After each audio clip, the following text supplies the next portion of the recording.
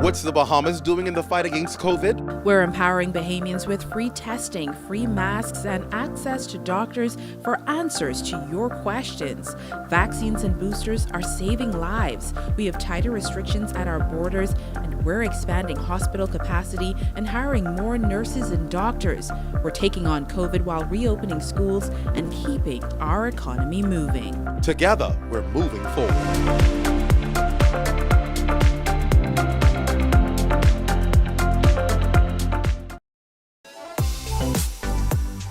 Just over 6 months ago, the Davis administration came into office, and with them, the promise of a new day.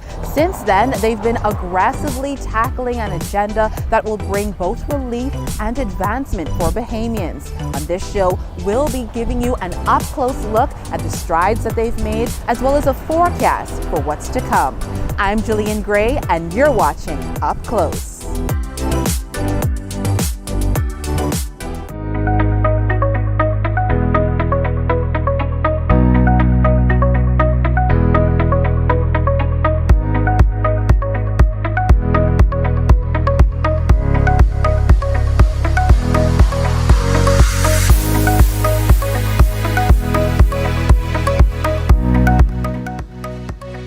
Good morning, media colleagues and those joining us via the stream. It is a pleasure to welcome you to the Office of the Prime Minister's press briefing this morning. We have an exciting briefing planned for you today. We're going to address several issues that have been arising, giving you information that you need, and of course, introducing you to one of the new leaders in the government. So without further ado, I'm going to welcome Press Secretary Clint Watson, who is going to give you some information as well as introduce our speaker for today.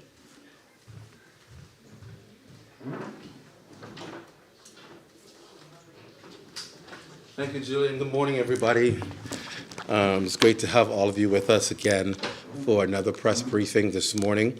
And those of you who are joining us through electronic media, we welcome you to the Office of the Prime Minister, where we will seek today to address a number of issues that we believe are important for the Bahamian people to have information regarding what the government is doing and what their government is doing and how we're going about doing what it is that we're doing. And so we'll do that. I'm going to take your questions. I know there are a number of other issues that you wanted to raise today. And then we're going to introduce you to the small businesses SBDC unit, which is designed to really help and bring relief to entrepreneurs, small businesses, and they're going to talk a little bit about what that is all about, because we believe, particularly during this season, it is pertinent and very important. And then, of course, we have our business highlights today, vendors. We want to highlight Bahamian businesses who are doing superb jobs out there. And today we have some wonderful displays in-house. I'm excited to see what I see.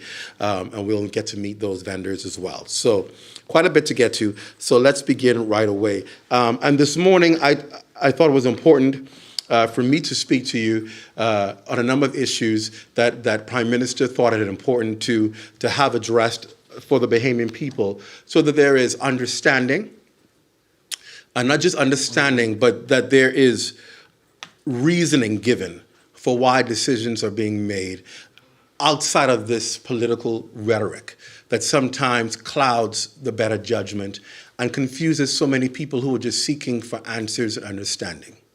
And I think it's important that we always lay things on the table and to always make sure that we establish where we stand on particular matters, so that we don't have this kind of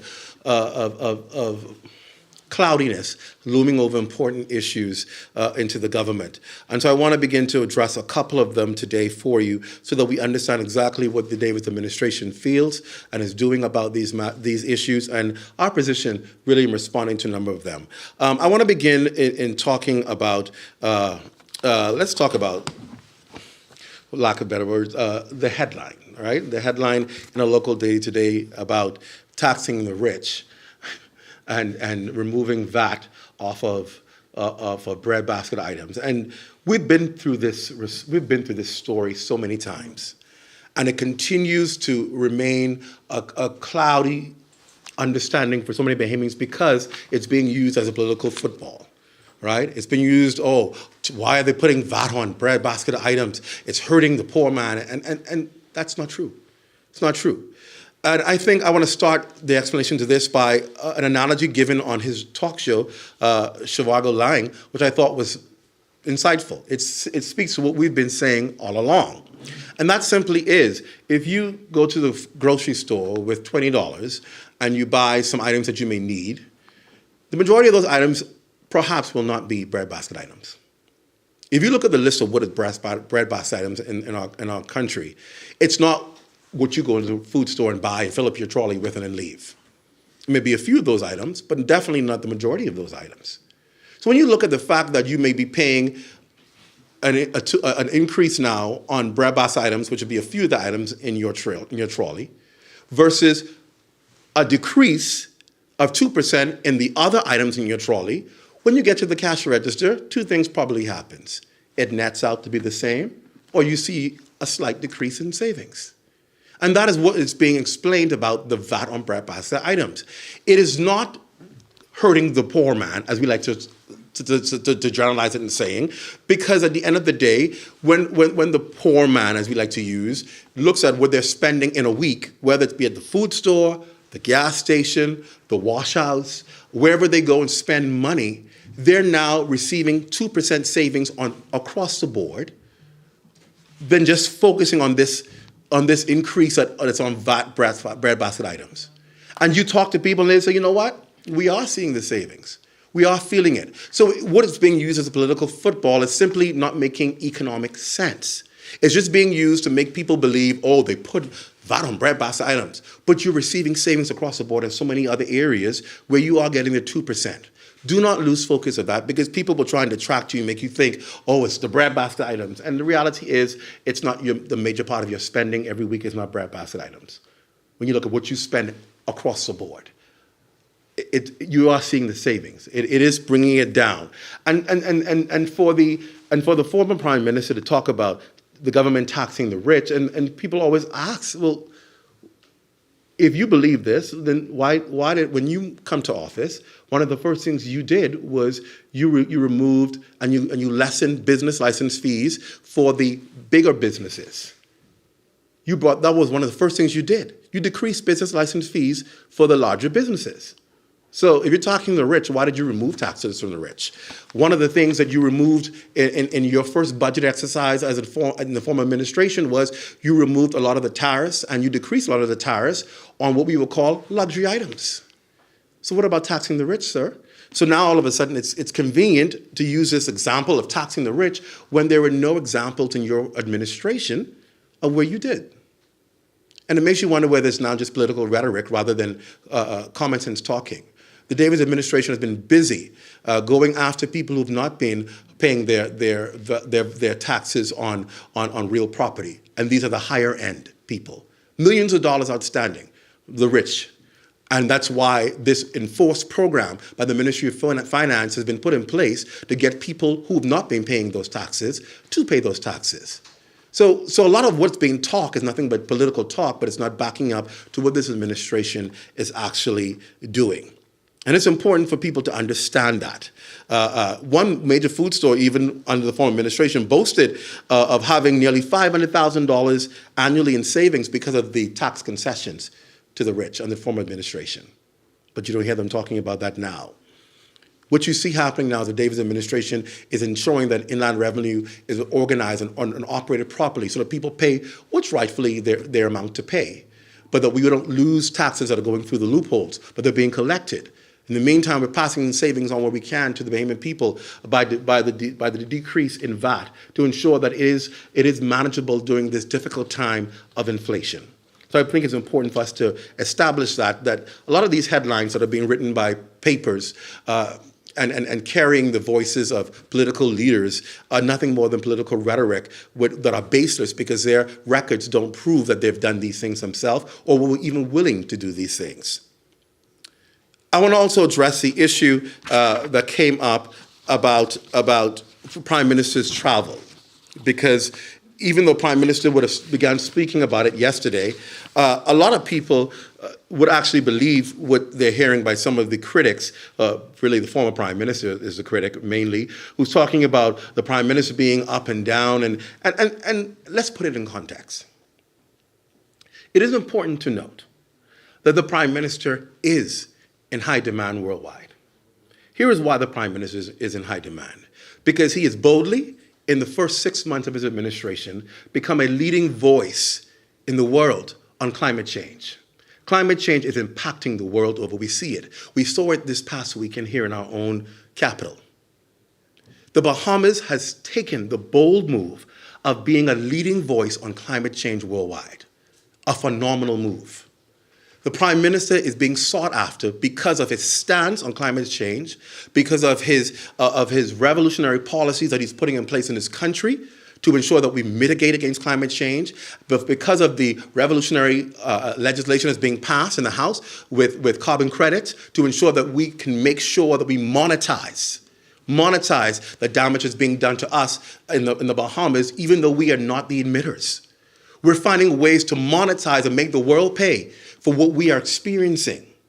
That is a role that this administration has taken worldwide. And the world is hearing us. And he is busy trying to negotiate, trying to establish bases, and trying to fight for the Bahamian people. Because it's not just about collecting money. This is about the future of the Bahamas and making sure that it is around for generations to come for our people.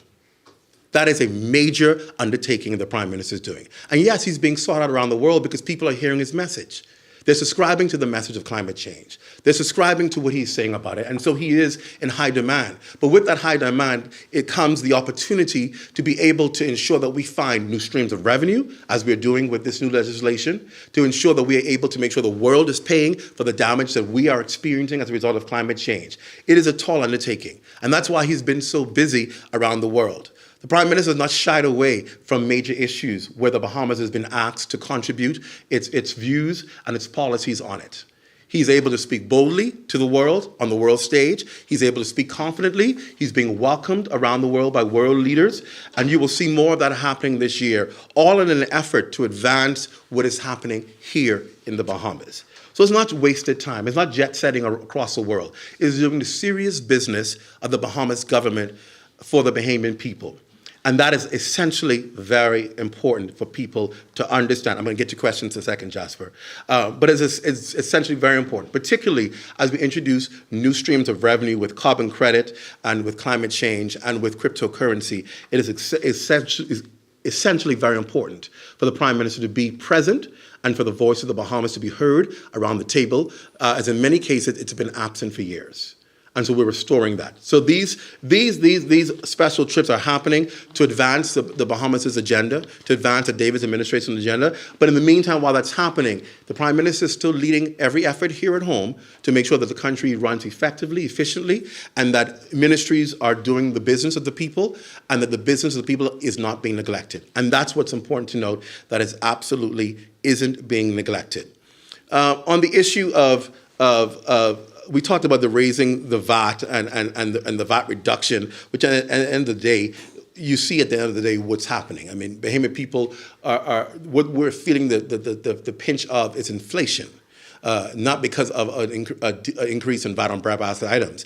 And what you will see coming up in the upcoming budget, I might as well say right now, is efforts toward that end that will address and look at matters regarding inflation.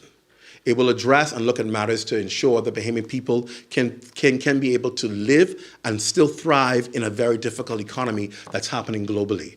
Those are some of the main issues that you will see coming out of the budget. Also, you will see for the first time a lot of what has been reflected in the blueprint on change of the Progressive Liberal Party's administration.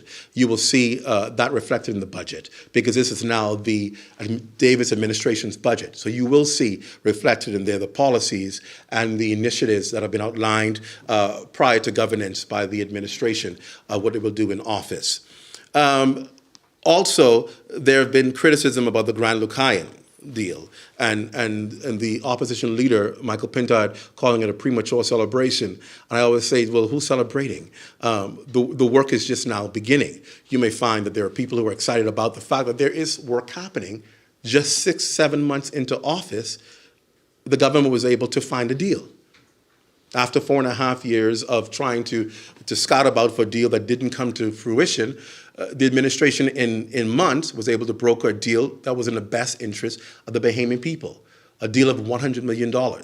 A company that committed $5 million to work on the community of Grand Bahama. So they let you know their presence there will be more than just business. It'll be about building community. That's a success story that's in the working. And there's more to come. The Carnival deal that was signed, yes, the consecutive administrations have been working on it. But the fact is these signature deals not only represent the fact that the administration is working, but it represents new hope. And Grand Bahama people always have been looking for hope. And while they've heard announcements, this is perhaps the closest they're going to feel to actually feeling the shovels in the ground and seeing to fruition in a matter of months work take place from these deals. And so we're not celebrating now, we're celebrating what is to come and what is about to happen, because the confidence level is there because the deals are sound and they're strong. And this is not a win for just the Davis administration. This is a win for the Bahamian people. This is a win for Grand Bahama. It's not about politics. It's about the Bahamian people being able to find a better life, have greater opportunities, have access to their economy and be able to participate in it and not watch other people thrive from it. But they can be a part of it as well. And that's what the Grand Lucayan represents. It's a $100 million deal with a promise of 2,000 construction jobs and 1,000 permanent jobs. That is cause to celebrate. But what's even more exciting is the fact that it's not just an action. It's going to be something that you can actually see happen. It's not just talk. It's going to be action that you can actually see happening on the ground every day, and you will see the developments of it and be able to judge based on what you see. That is the short and long end of it. There was also, as you would have seen on Tuesday, we released in the form of transparency and accountability the report on the royal visit that was released to the media so that they can have access to what was spent, where was it spent, how much was spent. That was outlined for you. In a nutshell, some $50,000 to Abaco vendors who could very well use that, 18,000 plus to Grand Bahama vendors. 566,000 plus to New Providence vendors and businesses. All money spent here at home, local vendors, businesses, Bahamians, families, all impacted by this visit. We've seen the success of this visit in the international media and the positive influence it's done to our country, the profiling it's done for the Bahamas, the public relations you cannot pay for. We are happy that we had a successful visit and that it did heighten the profile of the Bahamas as a destination and us as a people who are friendly and able to reach out. And so we consider that investment into the Bahamian businesses a very worthwhile investment. It's outlined for you so you can see where the money went. And we're happy that we were able to get the information to the Bahamian people so they can see how the money was spent and how they were able to benefit from it. Before I go into any of the other announcements of the Prime Minister's, I wanted to just outline those issues because I felt at the end of the day, Prime Minister felt that he wanted to communicate to the Bahamian people responses so that the message is not lost in political discourse back and forth. I think some of you had questions based on what I would have just spoken. Jasper, yes. You noted that the Prime Minister is in demand and being sought after. These individuals or companies that are seeking the Prime Minister, are they paying for some of these trips? And given some of the criticism by the opposition, will the Davis administration now release some of the costs of the Prime Minister's recent travel? First question, yes. So in events where he's invited to speak and so forth, they always normally cover his costs and so forth. Also, what is important to know, a lot of these meetings are international foreign affairs meetings between countries and agencies where sometimes you carry your cost to be there at the table, as is a part of governing. And what happens, these are international meetings, for example, the meetings that are coming up, heads of government, some of the Americas, CARICOM. These are organizations the Bahamas is a part of. And a part of being a part of these organizations is when they have their annual, biannual, or however often they meet, you're expected to be to the table. You're expected to report. You're expected to speak. Now, what's exciting and interesting is, in the past, many times Bahamas has just been invited because we're members of the organizations. But now what we see happening is we're not just being invited. We're being invited to play a lead role. We're invited to speak, address, give input, talk about our policies, head up committees, subcommittees, which tells you the interest of the world in wanting the Bahamas to play a major role in decision-making for the world. As you know, after COP26, the excitement is building for COP27. You can imagine who's going to be one of the featured people at that meeting because of his stance on climate change. So it's that kind of attention that we're garnering of meetings that we ordinarily are part of and would have been participated a part of by previous administration had the world not been in lockdowns and not been able to meet. They would have been attending the very same meetings as well, perhaps not having the kind of prominence or voice at the table, but nonetheless, they are part of these meetings. So these are meetings they would have been attending as well. The other meetings where he's been invited, like I said, they cover the cost for example, delivering the keynote address recently at a major university in the United States. They provide the costing for that. At the end of the day, we can provide to any media house who's looking for information on costing and so forth, and that all, by the way, will be outlined in budget. You will be able to see costing in there, and it's all a part of accounting. But I think the bigger question is the benefits from it. What are we getting from it? And that's why we try to account to you every week. So you see the value of it. When a deal is made, when opportunities come for the country, we outline it to you so you can see the return on investments in travel and what the Bahamas is gaining from it, more importantly, which is more important for the Bahamian people. Yes, go ahead. You spoke to... You're from JC. Yes. Yes. You spoke to the benefits stemming from the royal visit. So outside of the direct economic injection to our economy, what are some of the benefits that have come from the royal visit? Outside of tourism and the local economy? Those are the two main things. The two main things is the international exposure for the Bahamas. Marketing. As a tourist destination, you always look in anything that you do for public exposure because your main industry is based on people knowing that you exist and people wanting the desire to come to you. And that always heightens your profile. We have been, as a result of that, in some of the biggest papers in the UK, which is an important market for us. We already have a serious presence in the US market, but we're trying to continue to make more inroads in the United Kingdom markets, in Europe, in Asia. And so these markets that have major media companies that are reporting on us brings the awareness to the Bahamas is here, and we're open for business. And you will see that in the traction of visitors increasing. I think finally the point I want to make on that is, remember, this is something that is a part of our obligation as a member of the Commonwealth. That is our head of state. She sent her representative to us. It was an initiative that we were selected for. We didn't invite and say, well, come on over, let's spend some money. They tell you we're choosing the Bahamas, and you will host us and so forth. That is a part of our obligation as a part of the Commonwealth. The British are some of the first to respond to us in natural disasters. We can pay for that. And so at the end of the day, you reciprocate based on the fact that you are part of a fraternity where they will look out for you and they will take care of you in your times of need. So it's a matter of obligation when the head of state visits or send a representative that you respond in kind. Any other questions on those matters? Yes. You discussed the bread basket items issue. As you know, the government, through the Consumer Affairs Unit, recently allowed there to be an increase in some bread basket items. Do you have the information on just how much of an increase has been allowed? We're getting that. We have spoken to the Consumer Protection Agency, and we're expecting a report on that by the end of the week. So hopefully we can pass that on to you because we wanted to know as well. Now, you would have obviously spoken to the merchants and the vendors and found out and heard them say, oh, these were impossible. If we don't increase, we can't survive and so forth. Well, that's your account, and perhaps it may be true, but we always like to find out from another aspect whether that is the case. And we will get that report to you for that. On that same note, there's been, local speculation of price gouging by some food stores and different organizations. Is there anything in the matter of price control being done? Because we've even had some food stores make public apologies for mistakes that have been made in pricing on certain things. Yes, and a lot of times you hear apologies or you hear mistakes, it's because they've been contacted. The price control, as small as they are very busy. But of course, like I've said before and I say it again, they depend on the public because there's only so much people in the unit. They depend on the public to make them aware of matters. Once you make them aware, they will follow up on it and take action.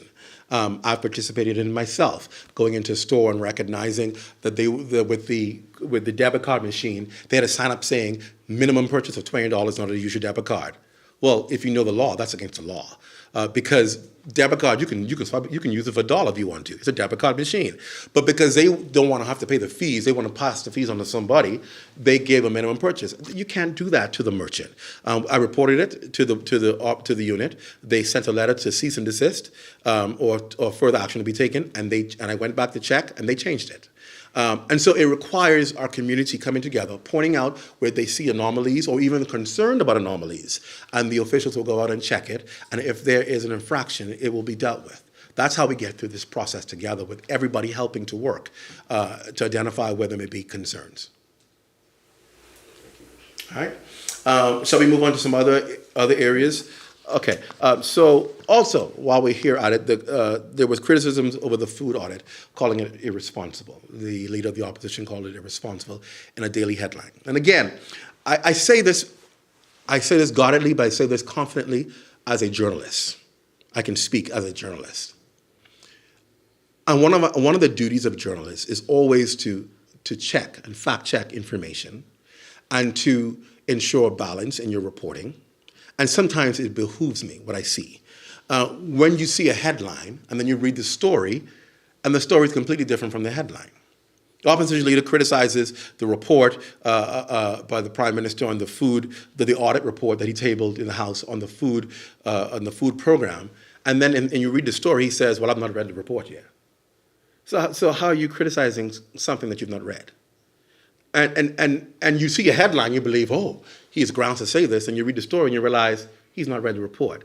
And you often wonder, why would people publicize as a main story something that's not even based on facts, but an opinion or a viewpoint from someone looking for a headline. And the reality is, this report was done by an audit company. It spells out what the concerns are and what was done and what was not done. This is not a witch hunt to go after anybody. This is a prime minister who has said he is bound to have answers for the Bahamian people on where money was spent. Now, it's interesting that I get week after week people asking about the cost of trips. But same agencies won't question where $40 million went in a food program. People would run me down for costing on an event, but won't question where millions of dollars went in a food program. But instead, every time information is released that we're lacking or missing information, they throw it back and say the Prime Minister is attacking NGOs. No, the Prime Minister is trying to find out from NGOs or any other people involved in the food program, where was the money spent? How was it spent? Where is the accounting of the spending? And I would think from a media pool that's so focused on money and spending that they would do the same thing and go after these same companies and find out where the records, what was spent, rather than simply throw it and said, oh, he's attacking somebody. The double standard is unbelievable. If we are about accounting the people's money, it can't be selective on who you think it should be on. It should be based on the facts. All we've asked for was an accounting of where this food program money went. Who were the vendors? How much were paid to the vendors? How was it operated? If that information was documented, there would be no need for an audit report. Matter of fact, under the previous administration, the rules during the pandemic spending was what? Every time you come to the House for an extension, you ought to report on how the money was spent. It was never done. And now the Prime Minister, who's trying to account for where it was spent, because media houses drilled and said, why aren't we getting an accounting for it? Well, this is a part of getting accounting. But it seems to be turned on the Prime Minister like he's going after a witch hunt, when he's not. He's trying to account for the people's money. And once we can account for the people's money, we'll move on. It's as simple as that. Yes, sir. I'm just curious to know that if it is determined that there was wrongdoing with the misappropriation of funds in this program, Does the government plan on taking any legal action? Right now, that's not even up for question right now, because right now we just need to find the information. Once you have the information, a determination can be made, and then you can move to the next level. You can't jump to the next level until you have the information. Right now, the cry has been, we need the information. We need the figures. We need the invoices. If you read that report carefully, there's some serious questions that if I was a practicing journalist, I'd have been all over it because of the questions. Is that an option moving forward? If the figures are, if it is determined that there was wrongdoing in this program, is that an option moving forward? That has to be determined by the authorities, the police. Remember now, the government don't determine that they're going to take charges. That's not the government's role. Is that an avenue that It's always an avenue. And any report, you talk about let's deal with a private company. If a private company does an audit on a particular program, and malfeasance is determined, or there's untoward that's determined, that's against the law. The job of that company then is to what? After they've done an investigation, they turn it over to the police. And the police now conducts their investigation and determine whether there is a criminal element into it and whether charges ought to be filed. That is the police to do. That's not the government. It's separate. And so that's what has to happen. This audit report is to reflect that there are some gaps. We need answers to the gaps. We're trying to get answers to the gaps. And then after you receive answers to the gaps, then you can determine whether there was anything that was done untoward that requires a criminal investigation. But it's not there yet. You're trying to just get answers. Okay. All right. I want to move on because there are some other information we want to pass on to you, particularly from the Ministry of Health that just came out this morning, an update on COVID-19 related deaths that I believe is important for you to have this morning. The Ministry of Health and Wellness wants to clarify that there is no increase in the number of recent deaths caused by COVID-19. Deaths added to the count have been the reclassification of deaths under investigation that occurred in the second, third, and fourth waves. It's important to note that. As part of its processes to ensure accurate reporting of data, the National Surveillance Unit has undertaken to resolve the number of deaths under investigation that occurred during the pandemic. 2 recent exercises have been completed. In the first exercise, 11 deaths under investigation were reviewed, and of these, 8 were reclassified as COVID-19 related deaths. All of these reclassified deaths occurred during the second wave of the pandemic and were confined to the period of 2nd of July 2020 and the 4th of March 2021. This batch of reclassified deaths were reported on the 29th of April 2022. These 8 deaths from the second wave were reported at the same time as 3 COVID-19 related deaths that occurred between the 29th of March and the 11th of April 2022. The second exercise, the surveillance unit was able to report the reclassification of a further 15 deaths under investigation. As a result, the total new number of COVID-19 related deaths had increased by 9 to 810.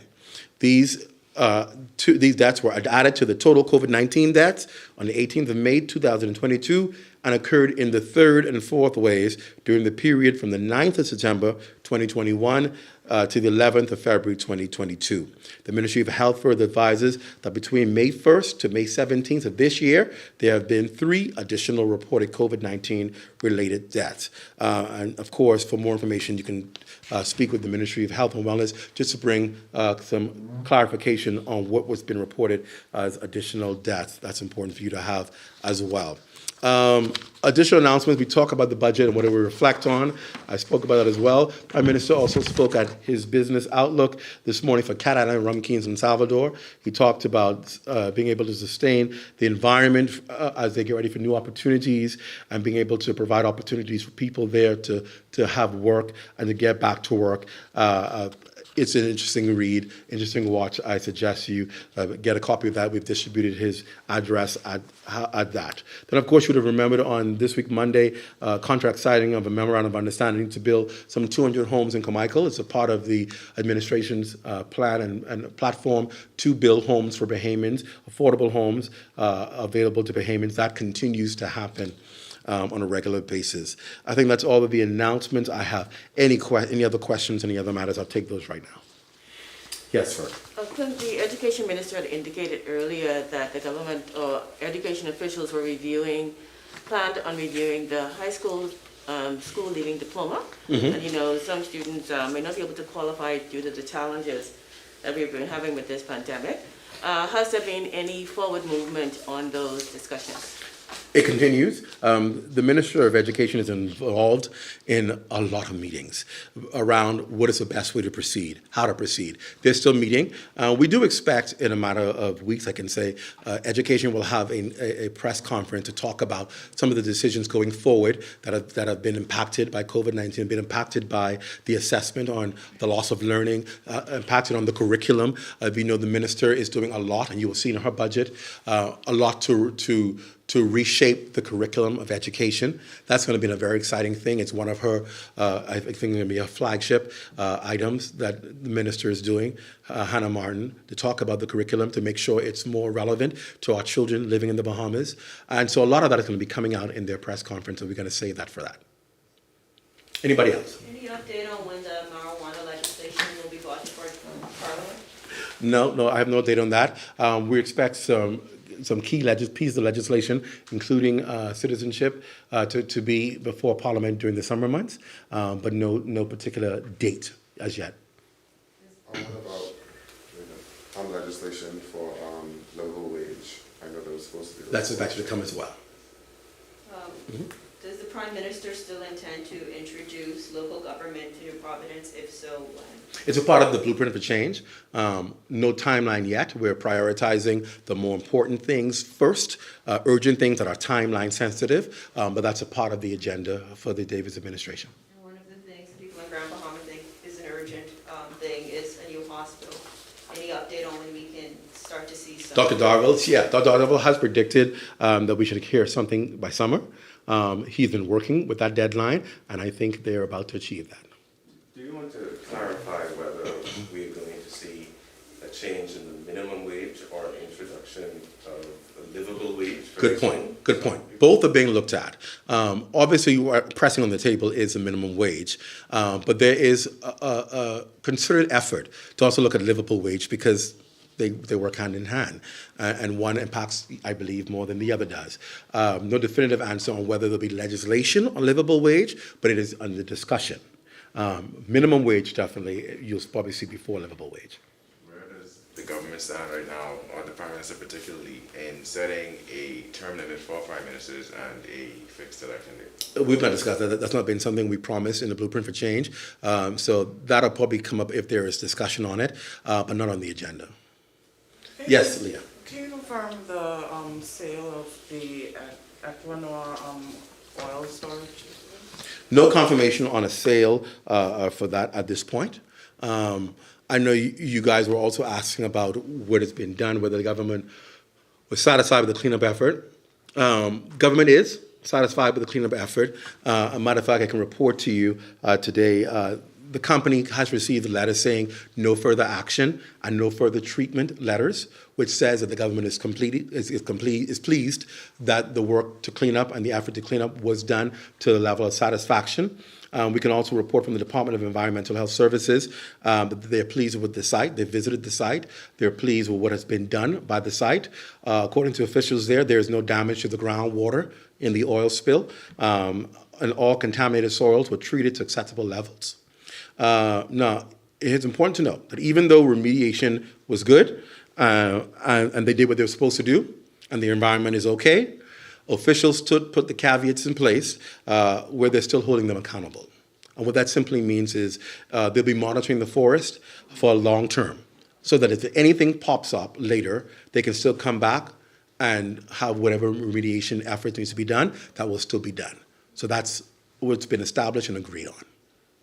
Still intend to put forth legislation regarding, mothers being able to pass down their citizenship to their children? Like I said, we're expecting some citizenship legislation to be on the table for the summer. I don't know exactly yet at this point what all will be included in that package of legislation, but those are some of the things that have been raised as concerns, and we'll look and see as we get closer whether that'll be covered and addressed. All right. Any other questions? Good. All right. So if not, we'll move on now to our guests who we've invited to come and talk to us. And I think this is a perfect opportunity and time and seasoning for the SBDC to come and talk about what they do. And so I'm happy to have the interim executive director, Samantha Roll, here to really explain to you what their role is and how you can be a part, how can you benefit from what they're doing, and to take any questions that media may have regarding that. So without further ado, the interim executive director, Samantha Roll.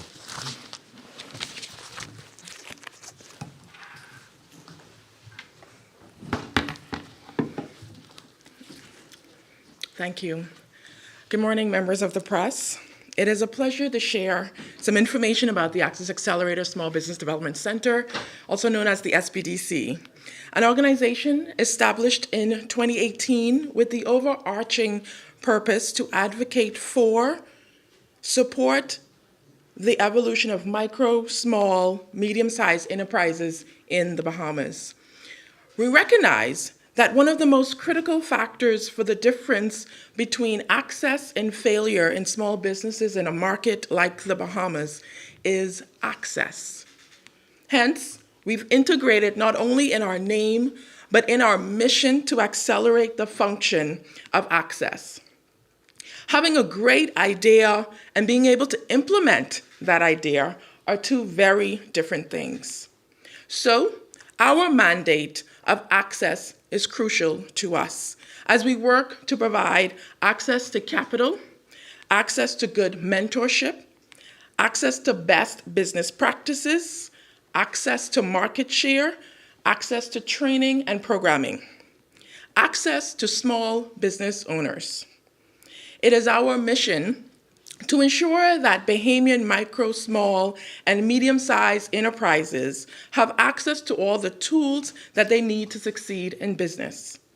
And through those tools, they can accelerate in business, achieving sustainable success as quickly as possible.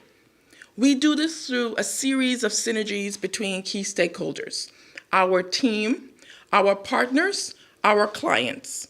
Constantly bringing new players to the table, we aim to promote the notion that entire sectors, organizations, and individual entrepreneurs alike play a role in this ecosystem.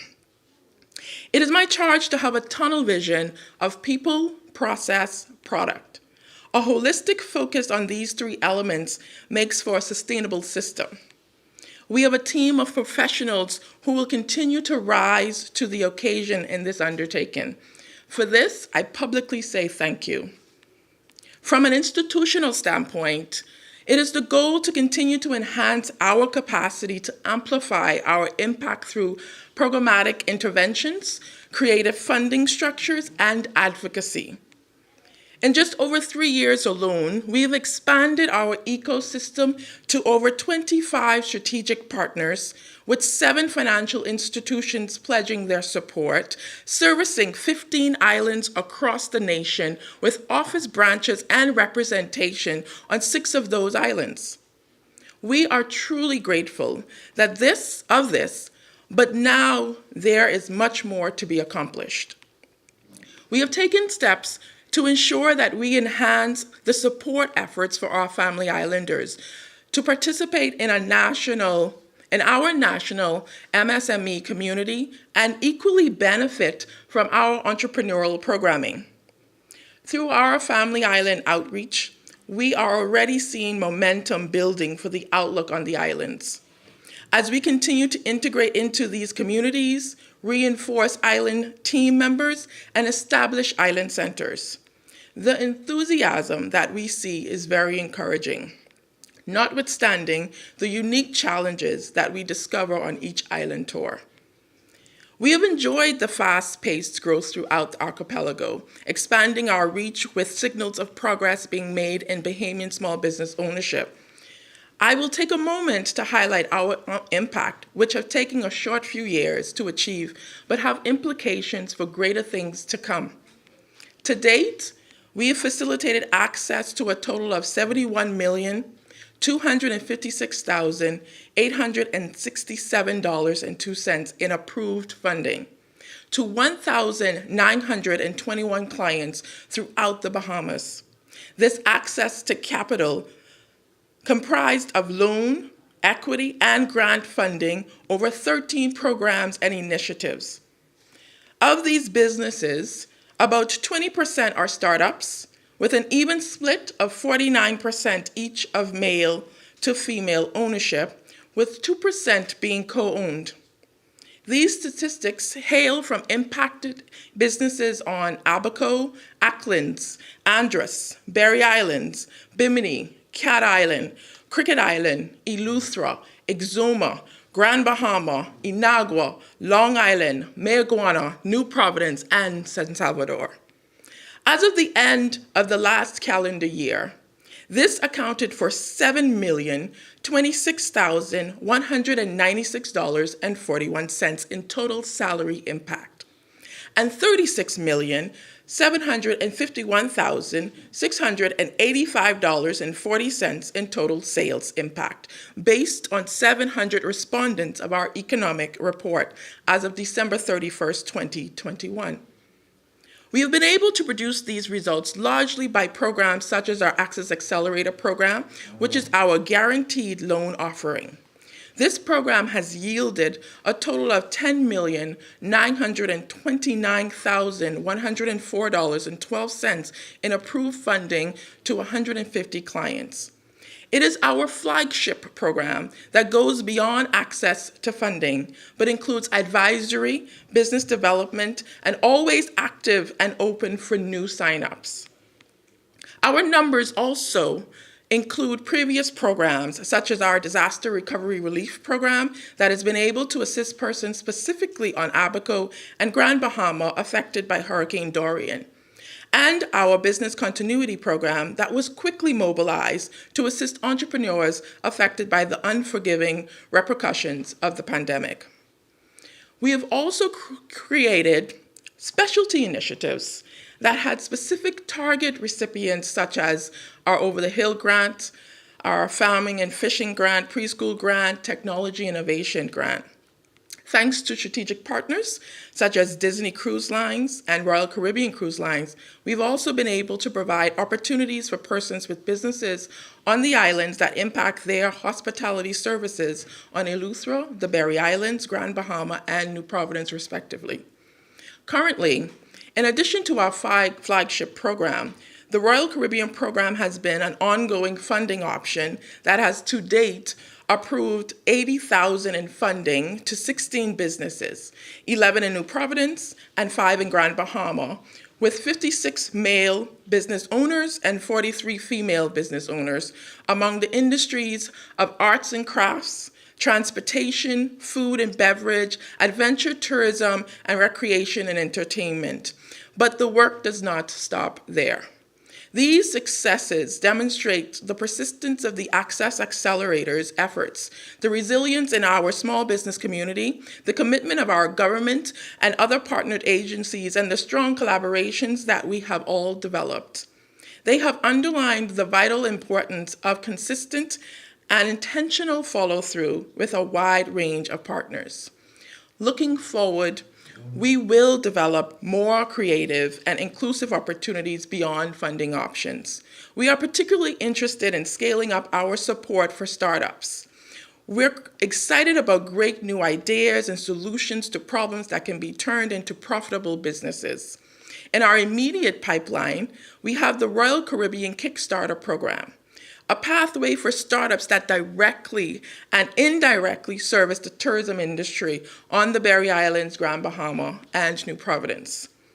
This expansion of our Royal Caribbean partnership was a pivot to meet the demand for assistance for newly formed businesses in the sector. We also want to see more innovation among our clients, and we're currently fostering a partnership to facilitate an innovation grant that will be announced shortly. We will continue to work to identify what measures will lead to a more effective and efficient ecosystem at the national level, where we are able to make a tangible and predictable impact. We want to move forward to assure that we are the organization that connects those necessary dots to facilitate more access to equity and angel investors, establish our cluster projects across the islands to encourage interconnectivity to each island ecosystem, from producers to suppliers to managing public goods. We want to increase those collaborations to produce a well-oiled machine on every island.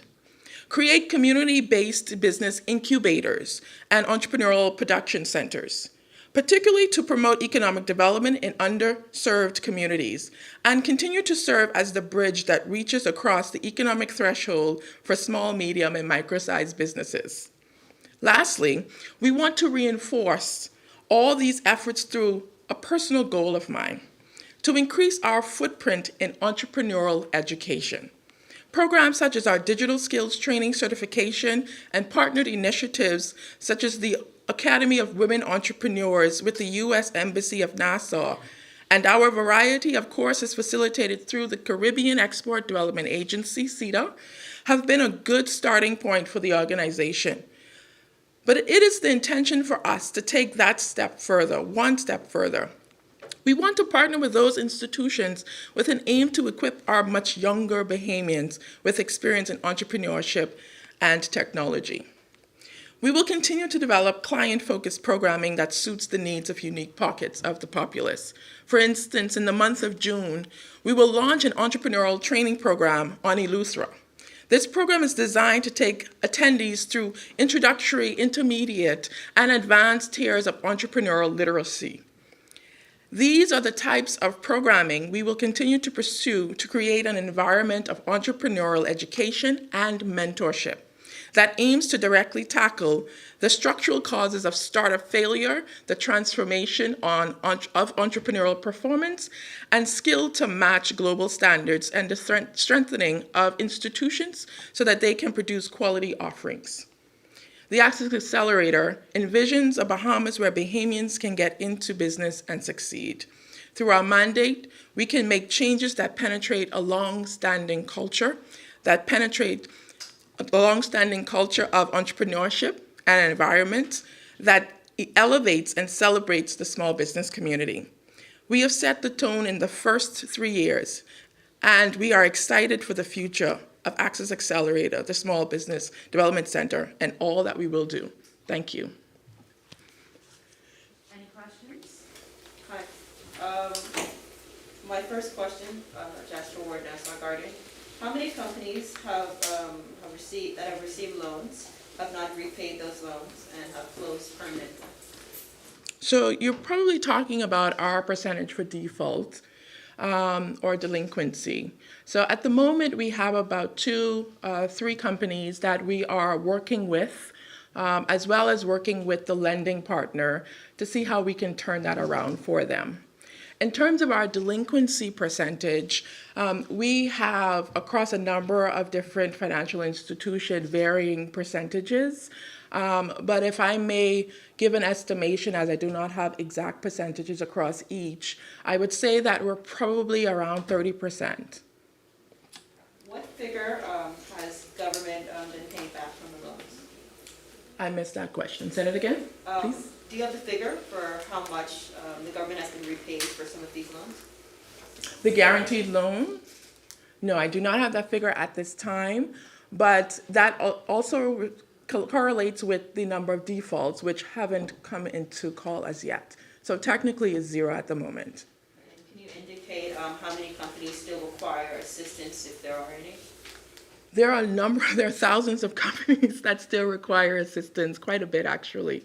And we are about to undertake a special campaign around our guaranteed loan program. We're currently today meeting with a number of our financial institution partners to really flesh out how we can make sure that the public, our clients, and those who are interested have all of the information needed so they can set or begin the process for that particular program. Has there been an uptick in new businesses, small business coming on stream, looking for some kind of, seed money to start their businesses as we come towards the end, not the end, but really where we are now in the pandemic? Absolutely. So we would have seen an extreme uptick during the pandemic of startups, but even more so now, particularly with our existing Royal Caribbean program. And for that program, it's currently designated for existing businesses. But the data shows us that about 82 or 83% of those who apply for that program is ineligible due to the fact that it's a startup. So across our programs, we're seeing more and more requests for support for startups. Austin Fernando, Jones Communications. Could you speak to the success rate of these businesses, particularly those on the Family Act? Yes. So what we've done is we've created a 3-year handshake, 3-year relationship for a number of our clients. We've found that for the most part, the success rate it varies. We don't have a particular rate to go across all for each particular island. We do try to assist them through the development and that 3-year relationship that we have to provide the support. We keep in touch with them, and that's how we are able to collect the data. But there are a number of businesses that have not been able to sustain in some instances, and that was one of the reasons why we would have stood up the distress grant initially. However, there are a number of businesses who are successful and who have expanded, and you would have seen a few of them, like the New Duff and a few others that we would have showcased. You mentioned the 3-year relationship. Is that the timeline for repayment on the loans? No, that 3-year relationship is for our clients who would have accessed funding of $50,000 and more. So we have a threshold for that in particular. However, we still offer that for those clients who would specifically request it. It has absolutely nothing to do with any loan arrangement. It is just because we want to reinforce that there's a level of entrepreneurial education, training, strategic development that goes along with funding. Is the timeline for the repayment of these loans, is it like a case by case, or do you have a set timeline? So for the guaranteed loan program, it is a case by case. That is so because we have multiple financial institutions that are partnered in that. So it's really based on their terms, obviously favorable due to our relationship that we leverage. In terms of any other programming that we have, for example, the Royal Caribbean program, it does have a loan component. So there is a combined grant and loan component. The loan component terms is about 3% over a course of 5 years. All right, thank you. Thank you. Thank you. Just for the sake of those that may not be aware, could you just speak to how a business or a small business or entrepreneur would go about getting assistance from the Small Business Development Center? Thank you.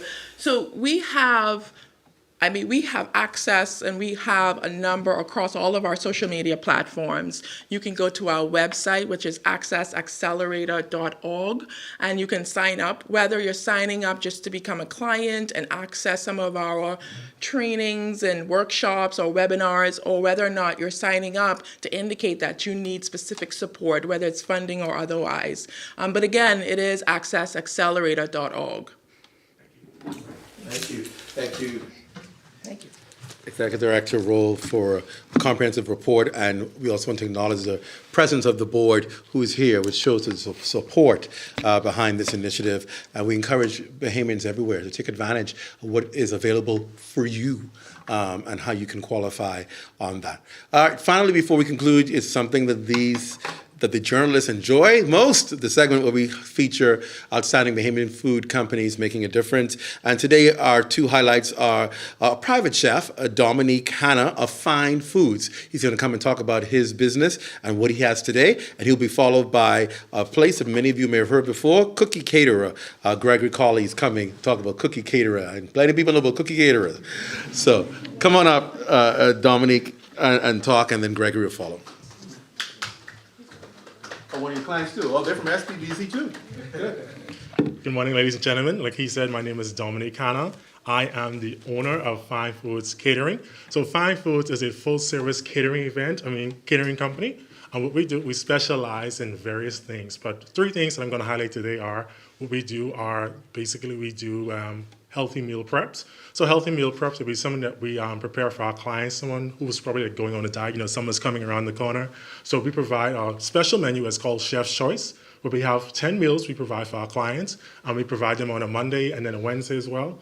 So these are things that we provide for our clients. That's one thing. The other thing we also do for our clients is we do private chef services. So I am a private chef, so I go into people's homes, I provide food ingredients, I go into their homes, I cook for them, and then I also plate up and, of course, serve them as well. These are like really good ideas for people who want to do like dinners for two, or they want to have like an exclusive birthday party for their friends and family. So things like this typically happens for locals and international guests, where sometimes they rent Airbnbs and they have private dinners like that.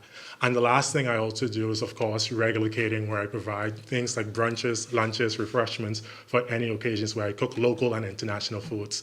So once again, my name is Dominic Hanna, and you can find me on Instagram at finefoods242. I also have a pastry page where I make cakes as well, so it's Icing the Bahamas on Instagram, and also on Facebook as Icing Pastry and Catering and Fine Foods.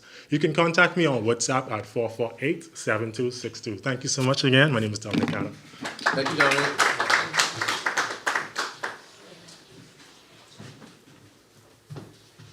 All right, good morning, everyone. It's a pleasure to be here.